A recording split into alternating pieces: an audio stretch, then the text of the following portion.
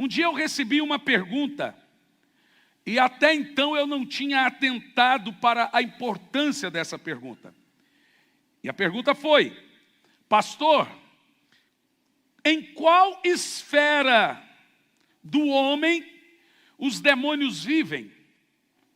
Ora, você sabe que os demônios entram nas pessoas, eles existem. Isso não é mentira, não é parapsicologia. Os demônios entram, vivem nas pessoas. Mas a pergunta foi: em qual esfera do homem os demônios vivem? A pergunta sugeria que os demônios vivem no corpo, na alma ou no espírito. Eu não tinha pensado nisso ainda. Eu sei que o Espírito Santo vive no espírito. O Espírito Santo não mora na alma. O Espírito Santo não mora no corpo. O Espírito Santo mora no espírito.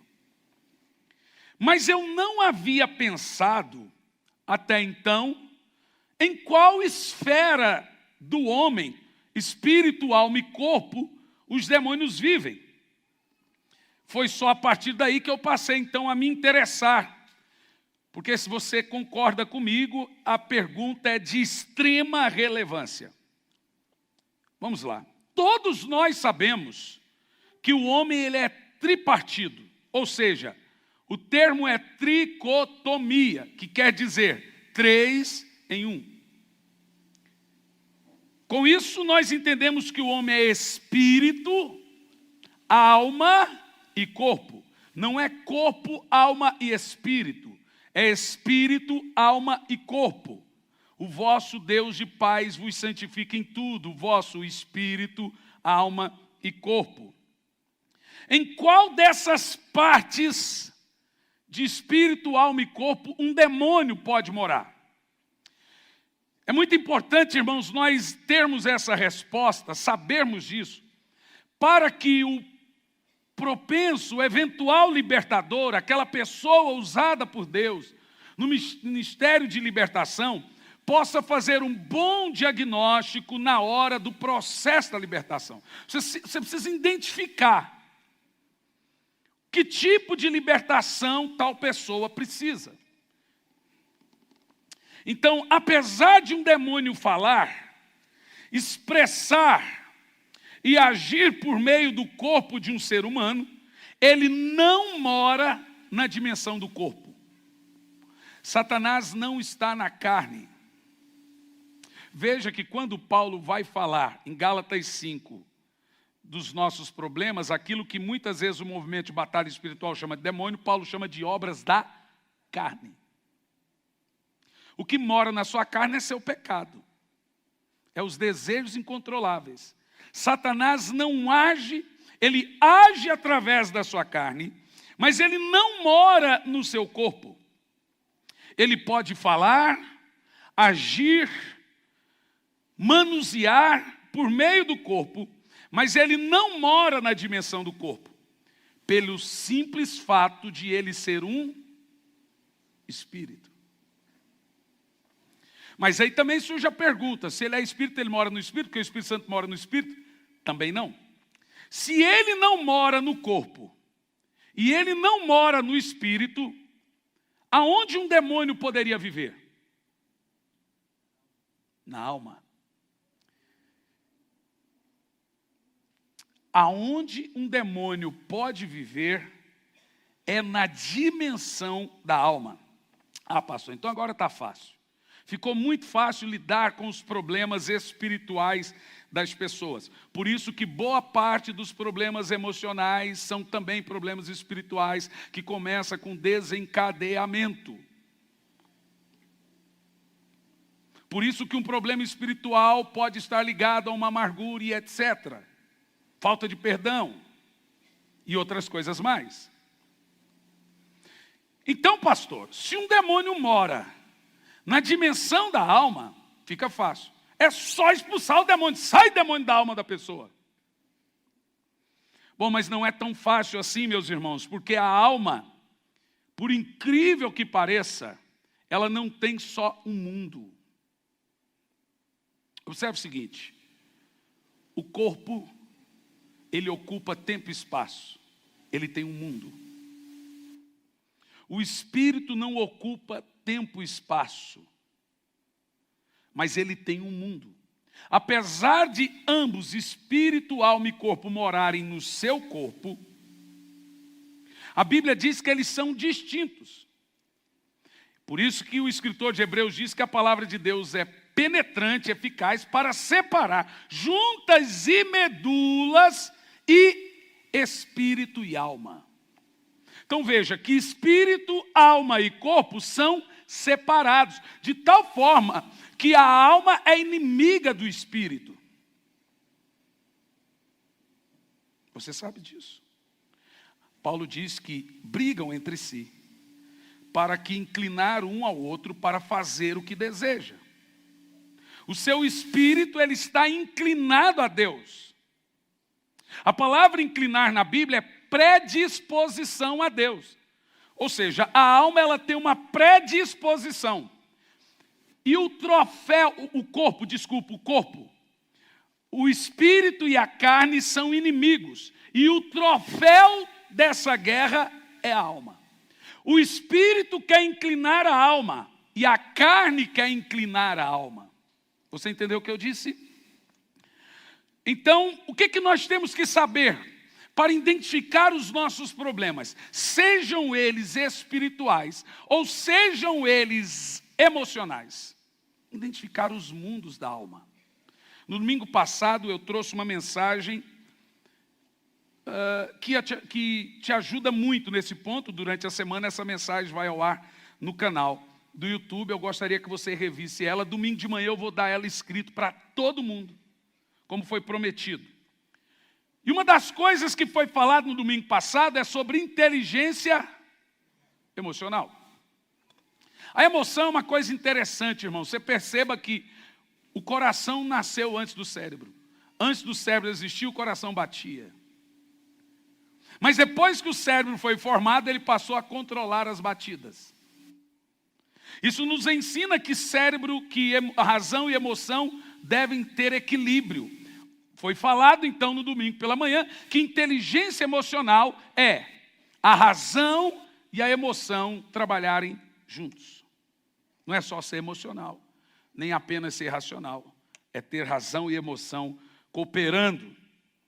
Não é fácil entender aonde tem um problema emocional, se é emocional ou é espiritual, por causa dos mundos que a alma possui. E por que nós sabemos que a alma possui outros mundos? Porque nem sempre, quando aparece a palavra alma na Bíblia, é o mesmo significado. A palavra alma está na Bíblia em todos os livros. Mas várias vezes que aparece a palavra alma, é com um significado diferente. Por exemplo, todos os estudiosos versados na Torá acreditam que existem pelo menos 4 mundos na dimensão da alma. Todos os profetas acreditavam nisso, todos os fariseus acreditavam nisso, todos estudiosos da Torá, por causa da palavra contendo no significado quando aparecia a palavra alma. Vamos falar deles. Primeiro mundo que se encontra na Bíblia Sagrada a palavra alma. Então, às vezes, quando você encontra a palavra alma na Bíblia, a palavra hebraica que está ali é nefesh. O que significa nefesh? Mundo da ação, alma. Ou seja, nefesh é por várias vezes encontrada na Bíblia para referir-se à palavra alma. Por exemplo, a palavra espírito é ruach. A palavra alma é nefesh. Uma das palavras. E o que significa nefesh? Nefesh é o mundo da alma conectado com o mundo físico. Nefesh é a parte da alma que tem conexão com a consciência. Por isso, nefesh é a parte da alma mais ligada ao físico da pessoa. Tem muitas dores que são o quê? emocionais? São ou não são? São ou não são? E aí, quando a Bíblia usa esse termo, nessas ocasiões, a palavra que encontramos ali é nefesh. Em muitos casos, quando você lê o termo nefesh na Bíblia, está se referindo ao pensamento, à consciência da pessoa. Entendeu? Por exemplo, o camarada foi para o inferno em Lucas 16. Tu lembra da história? O rico foi para o céu. Tá bom o negócio. O rico foi para o inferno. E o pobre foi para o céu. O rico lá no inferno, ele foi com corpo? Responda. Não. O corpo morreu, ficou na terra. Ele foi com o espírito? A Bíblia diz que o espírito volta. Então ele foi com a alma. Vamos ver. Quando que a alma passou a existir? Diz a Bíblia Sagrada que Deus criou o homem do pó da terra, corpo. Soprou nas suas narinas o fôlego de vida, espírito. O homem passou a ser alma. O homem não tem alma, ele é alma. Por isso que ele é chamado de alma vivente. Por isso que a gente usa o termo ganhar alma. Ou seja, o corpo, gente, é apenas uma casca. Na realidade, a junção fôlego de vida e corpo formou o ser chamado alma vivente. A partir desse momento em que o homem passou a ter alma, a alma é o centro, a nefesh, é o centro da razão, é a consciência, é a lembrança. O camarada está no inferno e ele diz: pai Abraão, manda Lázaro molhar o dedo na ponta da água e refrescar a língua, porque eu estou em calor. Olha que coisa louca. O cara está no inferno, mas tem sensação física de calor e sede. Segundo, ele diz: pai Abraão, manda a Lázaro lá pregar para os meus irmãos, porque eu tenho 5 irmãos. Meu querido, veja que ele está no inferno e ele não perdeu nada das suas lembranças. Então veja, ele sentiu calor, ele sentiu sede, e agora ele está preocupado, ele tem lembrança dos irmãos, e também está preocupado com os irmãos. Veja você que a morte não muda ninguém. Do jeito que você morre, você vai para o outro lado. Você não perde lembrança, você não perde nada. Mas lá no céu, aí é diferente. A Bíblia diz que o Senhor enxuga as lágrimas e você não se lembra de mais nada para que não haja dor. Agora o inferno não tem isso. Então a nefesh é a consciência. Já disse assim, ó, aquilo que a minha alma imagina fazer. É na alma, na nefesh que você imagina. Na nefesh que você guarda lembranças. Na nefesh que você guarda memórias, rancores, bons e maus momentos. Isso é chamado de, esse mundo da alma, consciência. Por isso que o termo é nefesh. Nós temos que identificar. Quando você vai fazer um diagnóstico emocional ou espiritual de uma pessoa, você precisa identificar aonde está o problema. Se ela teve um problema, uma chave que desencadeou, por exemplo, uma situação de síndrome do pânico. Provavelmente, essa situação de pavor e de medo está em algum mundo da alma do homem. Uma irmã disse: pastor, eu estou com síndrome do pânico. Eu falei: mas quando foi o gatilho? Ela disse: pastor, um dia eu caí de uma certa altura e começou a me dar ataque cardíaco. Daquele dia em diante me deu síndrome do pânico. Ali foi o gatilho. Ela passou a ter medo de morrer. Então, quando nós vamos conversar com as pessoas, por isso que eu gosto de sentar com as pessoas, olhar para ela e perguntar as coisas para ela, para identificar os gatilhos, sejam emocionais ou sejam espirituais. Essas coisas não se identificam aqui do altar. E aí as pessoas estão sofrendo, sejam nos seus casamentos, sejam nas suas vidas espirituais. Se é espiritual, ela não está livre para adorar, para cultuar, para etc, etc, etc. Porque ela tem gatilhos, ela tem travamentos, que Paulo chamou de fortalezas na mente. Aí nós temos o segundo termo para o segundo mundo da alma. Neshama. O que é Neshama? Quando a Bíblia usa esse termo Neshama para a alma, é o mundo da criação, da emanação. Ou seja, por várias vezes, nós encontramos também essa definição quando lemos o termo alma. Neshama, olha que coisa interessante, é o mundo da alma responsável à criação. Então, quando um demônio está agindo nessa parte da alma do homem, ele vai levar ele para quê? Para criar pornografia, filmes demoníacos, músicas demoníacas e etc. Por quê? Essa parte da alma dele é onde está sofrendo uma influência demoníaca. Então, por exemplo, na primeira parte, o nefesh, quando um demônio está influenciando uma pessoa, todo o lado emocional dele é comprometido. Lembranças, rancor, mágoa e etc, etc, etc, etc.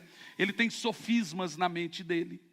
Ele fica rememorizando os piores momentos da vida dele, porque ele está sofrendo uma influência. Percebe? Quem está entendendo o que eu estou dizendo? Então, Neshama é o nível da alma associado à inspiração. Uma cantora secular aí muito boa pronunciou em rede nacional que todas as músicas dela parecem um gnomo e dá música para ela. Então, se ela tem essa influência de inspiração, aonde ela está tendo? Na parte da alma dela inspirativa, que a Bíblia chama de Neshama. Veja você que a alma tem vários mundos. Quem está entendendo aí? Nesse mundo, é onde o diabo dá filmes, livros, músicas. É também a parte da alma mais vulnerável a anjos ou demônios. É na Neshama. Na Neshama, na sua parte inspirativa também que o Espírito Santo vem. Para lhe dar músicas, para lhe dar livros, para lhe dar projetos e ideias. Quem está entendendo? Guarda aí, porque isso é muito didático e muito prático para você. Neste mundo, o Neshama, olha que coisa interessante. No Nefesh é onde reside a consciência da pessoa. No Neshama é onde reside o caráter de cada pessoa. É onde estão os traços da personalidade.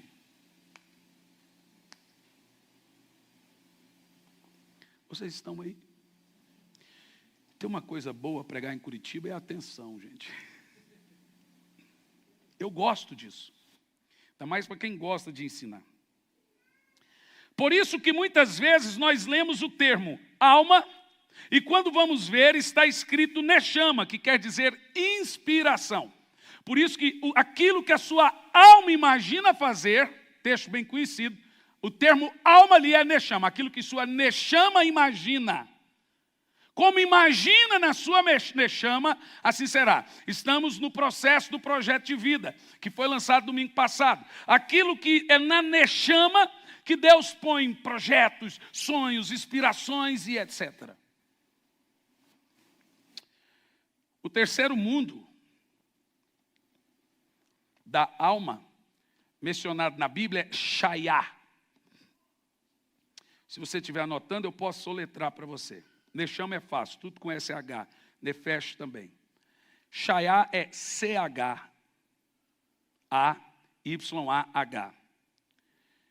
Shayá é chamado assim por ser o nível cultural da alma do homem. Opa, agora você vai chocar. Shayá é onde está a sabedoria. Aqui é um choque de realidade. Esse projeto, isso está no meu novo livro lançado agora, Está saindo agora pela AD Santos. Mês que vem, a AD Santos é a editora da Igreja Batista. Se chama Anjo Caído. Isso aqui é um pedacinho do livro que eu trouxe para os irmãos. É na Neshama que acontecem os sofismas. Porque sofisma é um tipo de pensamento arrogante. Você está errado, mas pensa que está certo. Você tem a sua verdade. E você repassa ela porque você acha que você está certo. É um sofisma. Então, Neshama é o termo da alma ligado à sabedoria.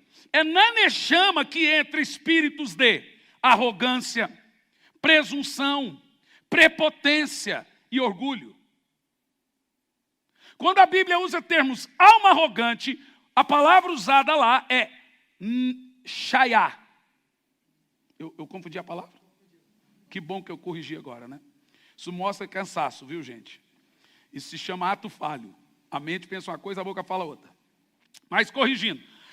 Quando você vê lá alma arrogante, como por exemplo usada para Saul, a Bíblia diz que ele tinha uma alma arrogante. A palavra ali é shayá, porque é um espírito que, quando o demônio entra, se é um espírito de arrogância, ele vai direto nesse mundo da alma que ele quer dominar.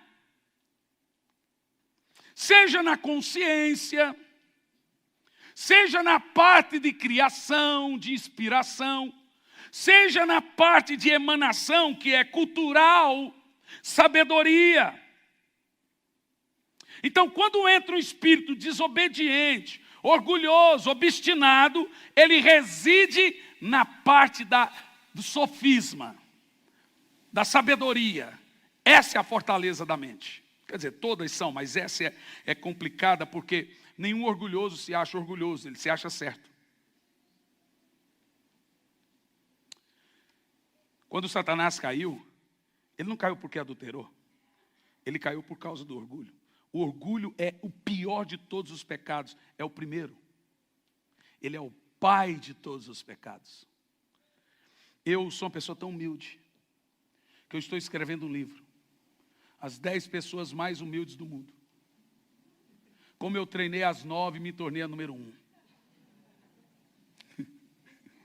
É claro que é brincadeira, gente. Antes que alguém pense em outra coisa. Normalmente, a pessoa humilde nunca se sente humilde. E a pessoa orgulhosa nunca se acha orgulhosa. Porque ela tem um sofisma, ela tem uma fortaleza, ela tem razões. E esse é um ponto crucial de ativação de influências demoníacas. Provavelmente é nessa parte da alma dos governantes que os demônios interam.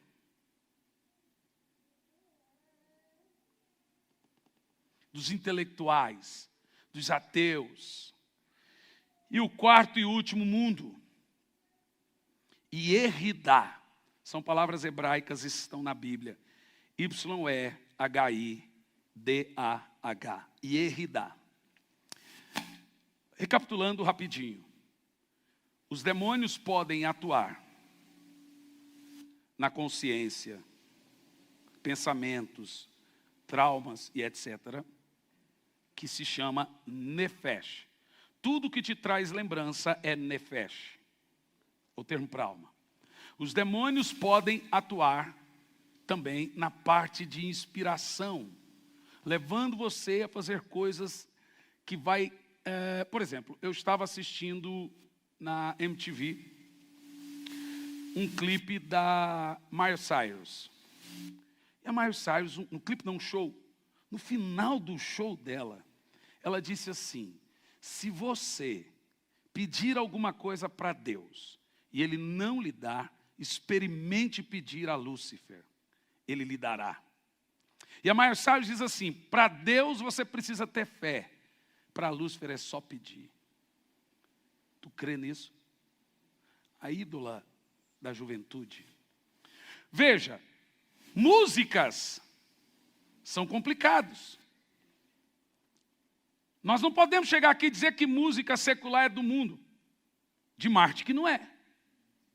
Pastor, só ouve música do mundo? Eu falei, irmão, eu assisto Copa do Mundo. Eu assisto filme na Netflix, todos eles têm música. Música é delicado. Não se trata se é do mundo ou não. Você tem que identificar a mensagem da música. Tem músicas raiz aí, caipira aí, irmão, que é mais crente do que evangélica aí, ó. Ó, o Almir Sater tem música mais espiritual do que as músicas do Sabor de Mel lá, ó.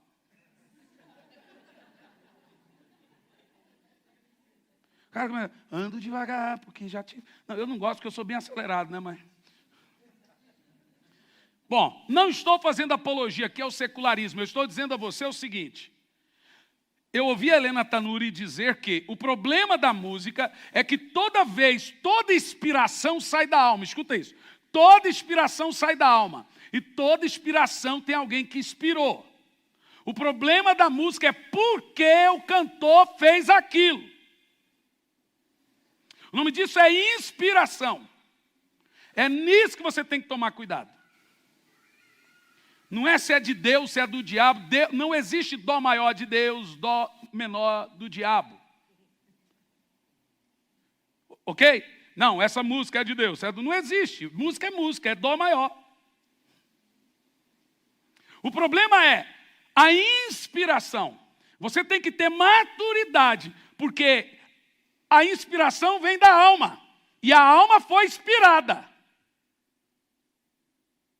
Por isso que o termo emanou, ela emanou de algo.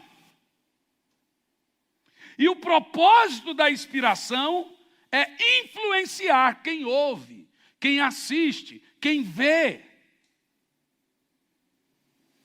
Por isso que o reino cultural de filmes, músicas e etc.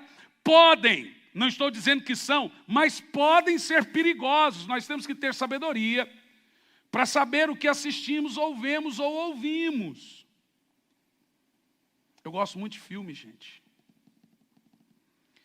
Eu gosto demais.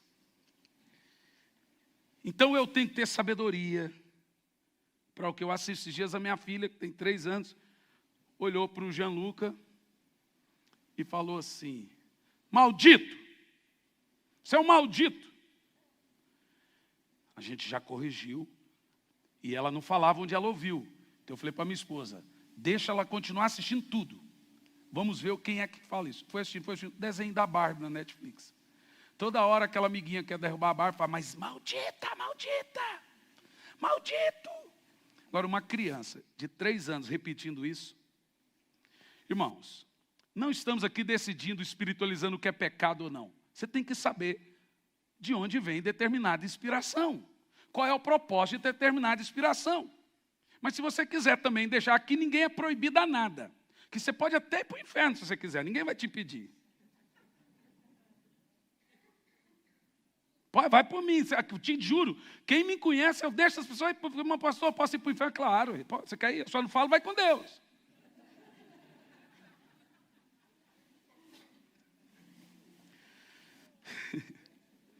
E Derrida. Agora escuta isso que é sinistro. E Derrida é o mundo da vontade. É o que chamamos de arbítrio. Esse é o ponto central da alma. Se a alma tivesse coração, seria o Derrida, o coração. Ou seja, os demônios entram no ponto da Derrida, da volutividade, da vontade, para corromper os desejos e a vontade de uma pessoa para inclinar a fazer o que ele quer. Se o diabo corromper sua vontade, ele manda em você. Porque uma pessoa pode escolher aonde beber, ela só não pode escolher se ela bebe ou não, se ela for viciada. Ela é escrava do vício. Percebeu? Ou seja, é na Derrida que os demônios entram, e esse ponto eles corrompem a volutividade, a vontade.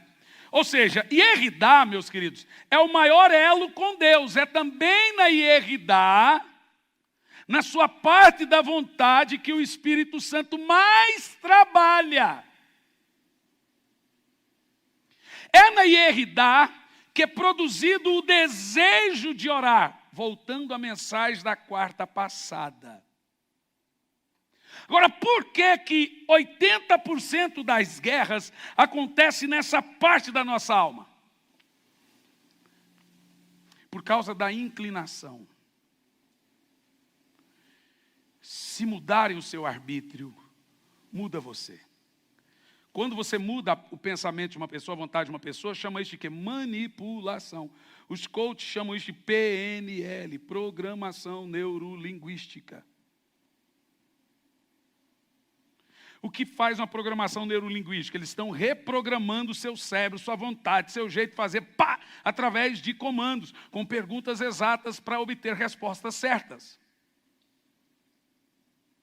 Então, Yehidá é o ponto da alma em que Satanás quer lhe escravizar, ou Deus quer você livre para adorar, e Ele quer que queiramos servir, irmão. Deus não quer que você ore, Deus quer que você queira orar. Deus não é um monstro. Deus não quer que você venha para a igreja, Ele quer que você queira vir para a igreja. Então o que Satanás faz? Ele escraviza sua Yehidá, sua vontade, seus desejos. É a parte da alma, então, onde entram os espíritos de vícios, prisões, fobias e doenças psicossomáticas. Como uma delas, síndrome do pânico. Elas podem ser patológicas? Claro, eu acredito que em grande parte são. Mas muitas são espirituais também. E nós somos uma igreja e não um consultório psicológico. Nós aqui falamos de coisas espirituais. Diga amém.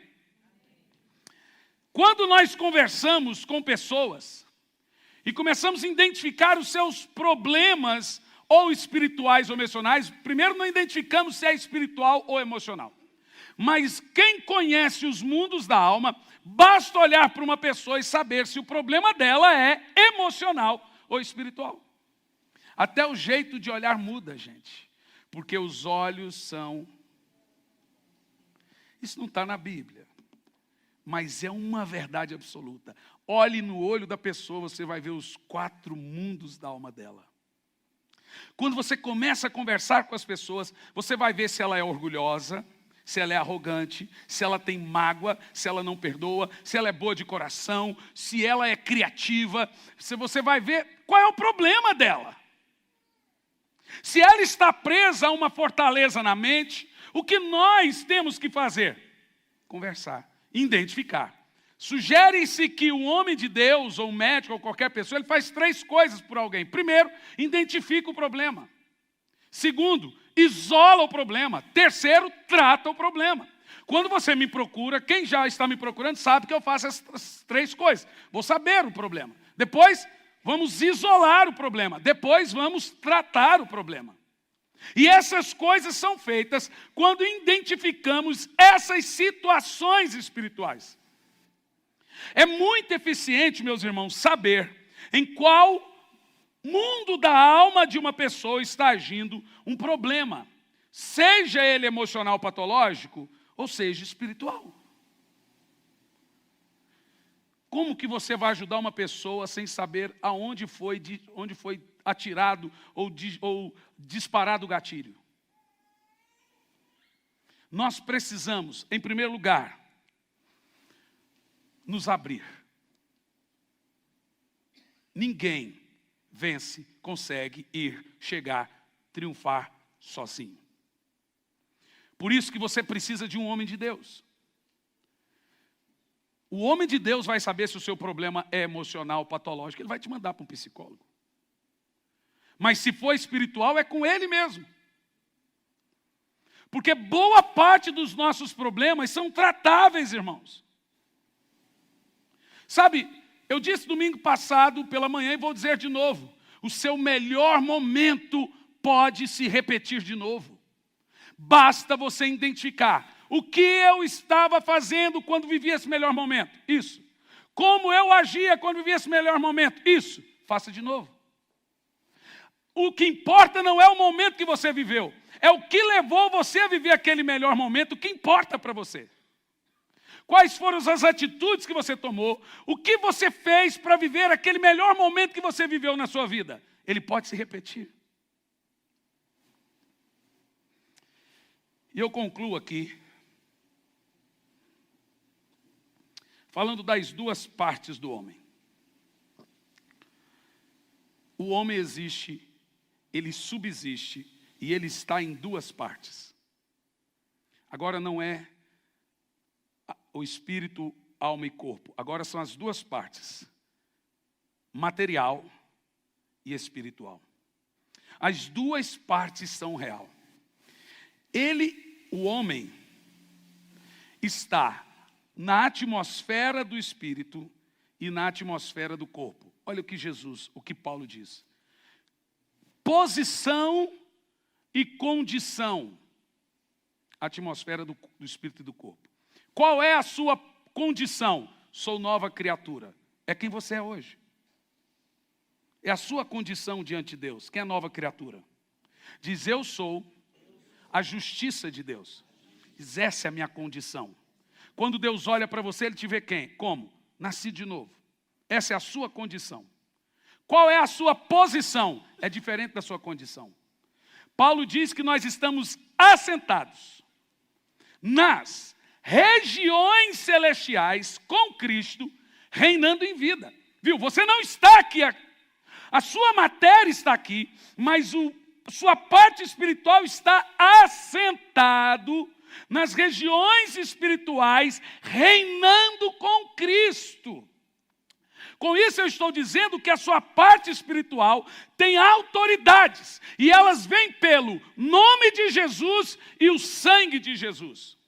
Com isso mencionei agora que são duas armas poderosas que Deus dá a você. Uma de ataque e uma de defesa. O sangue de Jesus é arma de defesa. O nome de Jesus é arma de ataque. Com o sangue você se protege, com o nome você ataca. Satanás, eu vou contra ti, em nome do Senhor dos Exércitos. Quando Satanás vem, a Bíblia diz que nós o vencemos pelo sangue. Quando você vai em nome de Jesus contra ele. Em meu nome expulsarão demônios. Deixa-me te dizer, Satanás é poderoso, ele é. Satanás é malvado, ele é. Mas ele nada pode contra você. Porque nenhuma maldição vem sobre a sua casa. Porque nenhum mal vem sobre a sua casa. 1000 cairão ao teu lado, 10.000 à tua direita. Mas você não será atingido. Virão por 7 caminhos fugirão. Satanás não pode tocar naquele que está debaixo do sangue. Aprenda um hábito. Eu não durmo, ou eu a minha esposa, sem ir nos meus filhos falar, Senhor, cubra-os com o seu sangue. Diz, com o sangue eu me defendo, com o nome eu ataco. São duas armas de defesa. E essas duas armas de defesa são as quais Paulo mencionou. Não são carnais, mas são poderosas em Deus para demolir fortalezas. Como que um libertador faz? Ele vai identificar. E agora, em nome de Jesus, ele vai armar uma guerra contra essa fortaleza que está na vida de uma pessoa. Posso dizer uma coisa? Sua família será salva.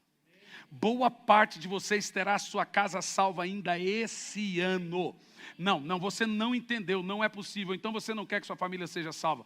Eu vou dizer, estou dizendo que boa parte de vocês terá a sua casa salva ainda este ano. E eu digo isso em nome de Jesus Cristo. Aleluia. Jean.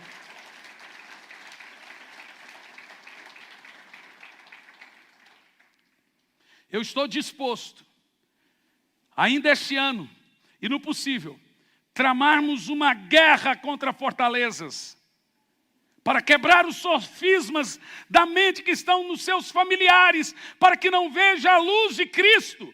A Bíblia diz que o príncipe deste mundo cegou o entendimento do povo, para que não veja a glória de Deus. Isso é fortaleza. E como que nós quebramos essas fortalezas? Em nome de Jesus, em nome de Jesus, em nome de Jesus. Quem entendeu? O que nós vamos fazer agora? Vamos orar. Vamos ter um momento de oração e libertação. Muita gente vai ser liberta de situações que estavam há 30 anos te dando problema. Pastor, hoje vai orar por cura. Hoje vamos orar por libertação. Sabe aquilo que está prendendo sua vida financeira? Pastor, não vai, pastor. Se eu montar uma fábrica de chapéu, nasce todo mundo sem cabeça, pastor. Tudo dá errado na minha vida. Nós estamos aqui e o papel da igreja é guerrear com você. Eu quero que você fique em pé. Eu vou orar. Feche os olhos. Diante do que você ouviu, aonde você acha que pode ter uma influência? Aonde você acha que você está tendo problema? Deixa Jesus curar você. Senhor, eu peço o teu sangue nesse lugar. Libertar os cativos e curar os enfermos é um mandamento do Senhor. E nós estamos aqui para orar, para que haja cura e libertação. Olha, ó. Espírito de suicídio, gente. Problemas destrutivos, gente que estão se autodestruindo. Nós desfazemos agora todo mal. Gente, estenda as mãos. Ore por você e por esses irmãos aqui. Solta o braço sobre o corpo, você que está aqui. Nós quebramos agora todo mal. Aquilo que está impedindo esse irmão de vencer. Esse sofisma na mente. Essa fortaleza. Sai agora. Você que está assistindo pela internet, onde você estiver, feche os olhos. Nós oramos por essas pessoas agora. Nós aniquilamos isso que está destruindo a paz, essa briga na família, essa briga no lar. Pai, quantos irmãos aqui precisam de cura, de libertação, nós trazemos agora. Você que está aí no lugar, começa a dizer: há poder no sangue de Jesus. Vai dizendo: há poder no sangue de Jesus na minha casa, há poder no sangue de Jesus na minha vida, há poder no sangue de Jesus nos meus filhos. Libera o sangue de Jesus na sua vida, irmão.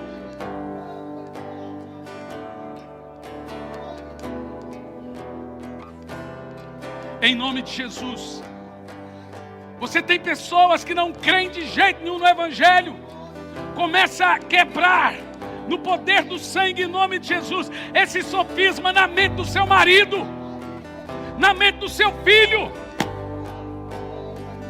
Começa a orar, igreja. Jesus está curando agora.